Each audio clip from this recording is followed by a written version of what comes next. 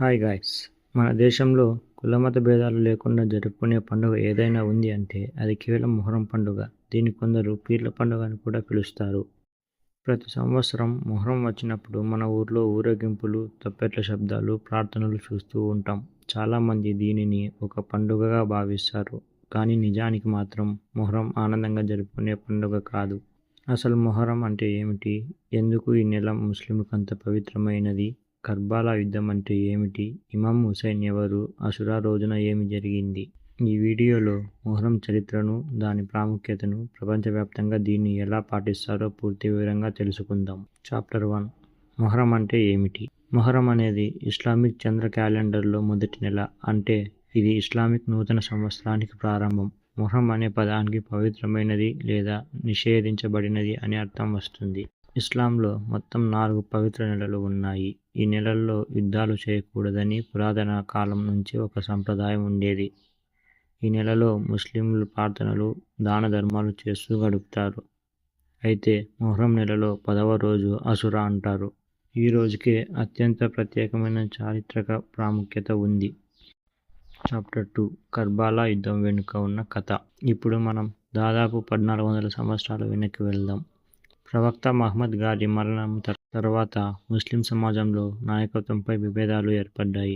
కొన్ని సంవత్సరాల తర్వాత యజీద్ అనే పాలకుడు అధికారంలోకి వచ్చాడు. అయితే ప్రవక్త మహమ్మద్ గారి మనవడు అయిన ఇమాం హుసేన్ యజీద్ పాలన న్యాయబద్ధమైనది కాదని భావించి అతనికి విధేయత ప్రకటించడం నిరాకరించారు. దీంతో హుసేన్ గారు ఆయన కుటుంబ సభ్యులు మరియు కొంతమంది అనుచరులతో కలిసి ప్రయాణిస్తున్న సమయంలో ప్రస్తుతం ఇరాక్లో ఉన్న కర్బాలా అనే ప్రాంతంలో వారిని అడ్డుకున్నారు. వారికి అనేక రోజుల పాటు నీరు కూడా అందకుండా ముట్టడించారు. అయితే హుసేన్ గారి సంఖ్య చాలా తక్కువ, ప్రత్యర్థి సైన్యం మాత్రం వేల సంఖ్యలో ఉంది.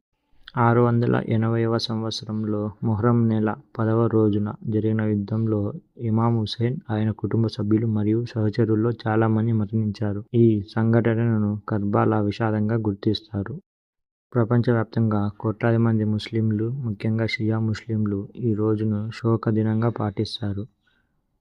ఇమాం హుసేన్ చేసిన త్యాగం, న్యాయం, ధైర్యం, సత్యం కోసం పోరాడిన గొప్ప ఉదాహరణగా భావించబడుతుంది. చాప్టర్ 3. అశూరా రోజున ఏమి చేస్తారు? మొహర్రం ఆచారాలు ప్రాంతాన్ని బట్టి, ముస్లిం సాంప్రదాయాన్ని బట్టి మారుతూ ఉంటాయి.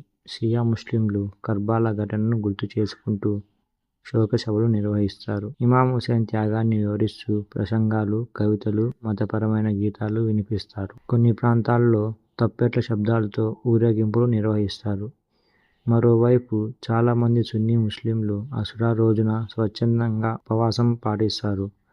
ఇస్లామిక్ సంప్రదాయం ప్రకారం ఈ ఉపవాసం దేవునికి కృతజ్ఞత తెలియజేయడం మరియు ఆధ్యాత్మికతను పెంపొందించుకోవడం కోసం పాటిస్తారు. అలాగే దాన ధర్మాలు చేయడం, ప్రార్థనలు చేయడం, మంచి పనులు చేయడం వంటివి ఆచారాలు కూడా కనిపిస్తాయి. చాప్టర్ 4. భారతదేశంలో మొహర్రం. భారతదేశంలో మొహర్రం అనేక రాష్ట్రాల్లో ఘనంగా నిర్వహించబడుతుంది. తెలంగాణ, ఆంధ్రప్రదేశ్, మహారాష్ట్ర, ఉత్తరప్రదేశ్, కర్ణాటక వంటి రాష్ట్రాల్లో తప్పెట్ల శబ్దాలతో ఊరేగింపులు జరుగుతాయి. కొన్ని ప్రాంతాల్లో అన్ని మతాల ప్రజలు కూడా ఈ కార్యక్రమాలను గౌరవంగా వీక్షిస్తారు. మొహర్రం సందర్భంగా శాంతి, సహనం, త్యాగం, మానవత్వం వంటి విలువలను గుర్తు చేసుకుంటారు. మొహర్రం భారత్కు ఎప్పుడు వచ్చింది? భారత్లో మొహర్రం ఆచారాలు సుమారు 8వ శతాబ్దం నుంచి ప్రారంభమైనట్టు చరిత్రకారులు భావిస్తున్నారు. అరబ్ వ్యాపారులు భారత పశ్చిమ తీరానికి వచ్చిన కాలంలోనే ఇస్లాం మతం కూడా భారత్లోకి ప్రవేశించింది. ఆ తర్వాత ఢిల్లీ సుల్తానులు మరియు ముఖ్యంగా మొఘల్ పాలకుల కాలంలో మొహర్రం వేడుకలు మరింత విస్తరించాయి. హైదరాబాద్, లక్నో, కాశ్మీర్, కోల్కతా వంటి ప్రాంతాల్లో మొహర్రం ప్రత్యేక సంప్రదాయాలతో జరుపుకునే ఆచారం ఏర్పడింది. ప్రత్యేకంగా లక్నో నగరం ప్రపంచంలోనే అత్యంత ప్రసిద్ధ మొహర్రం ఊరేగింపులకు పేరుగాంచింది. మొహర్రం ఎలా జరుపుకుంటారు?